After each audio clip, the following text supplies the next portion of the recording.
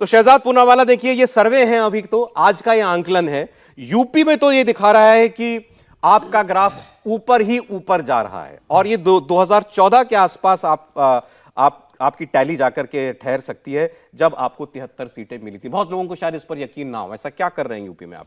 देखिए, इसी को कहते हैं मोदी की गारंटी। मोदी की गारंटी क्या है? मोदी की गारंटी मतलब सरकार की डिलीवरी, मोदी की गारंटी मतलब संगठन की मजबूती, मोदी की गारंटी मतलब सुशासन की नीति, मोदी की गारंटी मतलब अमित शाह जी और नड्डा जी की रणनीति और कार्यकर्ताओं ने जिस प्रकार से वहां पर मेहनत की है। ये सारी चीजों को मिलाते हैं तो 3 राज्यों के चुनाव भी जो आए उसमें से केवल एक राज्य है जिसने अपनी सरकार को रिपीट किया, वो भी 18 वर्ष बाद, वो है मध्य प्रदेश, क्योंकि वहां पर परफॉर्मेंस और डिलीवरी की गई। इसीलिए राजनीतिक शब्दकोश में प्रो इनकम्बेंसी पहली बार ये शब्द इस्तेमाल हो रहा है। गुजरात, उत्तराखंड, उत्तर प्रदेश में 33 साल बाद, चाहे वो मध्य प्रदेश हो, इस प्रकार से सरकारें रिपीट होती है। और दूसरी ओर राजस्थान और जो छत्तीसगढ़ की सरकार, जहां पर कांग्रेस ने बहुत सारी नकली गारंटियां दी थी, वो फेल हो गया।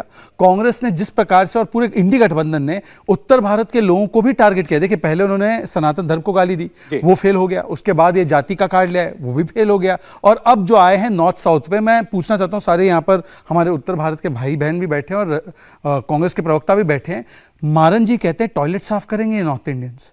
कोई कहता है, एलन गोवन कहते हैं कि इनकी कम बुद्धि होती है। जिस प्रकार से बयान दिया जाता है डीएमके के नेता के द्वारा कि गौमूत्र राज्य, 5 साल पहले यहां पे कांग्रेस थी तो ये गौमूत्र राज्य हो गए। और ये केवल वो नहीं कह रहे, रेवांत रेड्डी से शुरुआत होती है जब वो कहते हैं बिहार का डीएनए कमतर होता है, तेलंगाना के कुर्मी डीएनए कमतर होते हैं। तो इस प्रकार का बयान कांग्रेस से लेकर तमाम जो दल है वो दे रहे हैं। और अच्छा, उसके बाद क्या करते हैं? संवैधानिक पदों का भी अपमान करते हैं, सनातन का अपमान, फिर संवैधानिक पदों का अपमान। चाहे वो कल्याण बैनर्जी का, जगदीप धनखड़ जो ओबीसी समाज से आते हैं, पहले उपराष्ट्रपति ओबीसी, तो ये मोदी का मैजिक है या इंडिया गठबंधन का हिट विकेट है? देखिए, आप बता रहे हैं हिट विकेट ज्यादा लग रहा है। देखिए, ऐसा है कि एक तरफ तो जनता ने सकारात्मक समर्थन मध्य प्रदेश से लेकर बाकी राज्यों में किया है, क्योंकि वहां पर वो भारतीय जनता पार्टी परफॉर्मेंस करती है तो उसके लिए। परंतु ये अपनी गलती को सुधारने के बदले, नकारात्मक राजनीति छोड़ने के बदले, ये अपमान की जो राजनीति, सनातन का अपमान, संवैधानिक पदों का अपमान, जो आदिवासी समाज से आते हैं या ओबीसी समाज से आते हैं उनका अपमान, तो उसका भी एक प्रकार से एक बड़ा तमाचा मारने का काम जनता ने किया। भदौरिया साहब, देखिए, ये सर्वे मान के किया गया है कि आपका गठबंधन जो है वो यूपी में एक साथ रहेगा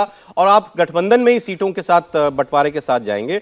तब भी जो आंकड़ा आपका जो दिखाया गया है वो 4 से 6, एक सर्वे बता रहा है 4 से लेकर के 8 सर्वे बता रहा है। सर्वे को आप माने ना माने, लेकिन 14 और 19 ने भी ऐसा ही कुछ दिखाया था। देखिए, आप इस बात को अच्छी तरह जानते हैं कि लास्ट में आपने सही बोल दिया है कि सर्वे को माने या ना माने। इसके मतलब ये सर्वे जनता का नहीं है, ये सर्वे चैनल का है। ये सर्वे मोदी जी को खुश करने का है, भारतीय जनता पार्टी को खुश करने का। 14 और 19 का नतीजा यही तो था। तो आपसे पूछा, याद होगा आपको, घोसी का चुनाव हो रहा था। जब घोसी का चुनाव हो रहा था तब उस समय जो लास्ट चुनाव हुआ है, लास्ट चुनाव घोसी का डबल इंजन की सरकार लगी थी। आपने हमारा कैंडिडेट चुरा भी लिया था और आप भारतीय जनता पार्टी ने अपने पास ले जाके उसको लड़ाया। उसके बाद भी वो 50 से ज्यादा % वोट समाजवादी पार्टी को वहां पे मिले। भारतीय जनता पार्टी को वहां पे किस बुरी तरह हार का सामना पड़ा, करीब 45,000 वोट से विधानसभा का चुनाव हारे।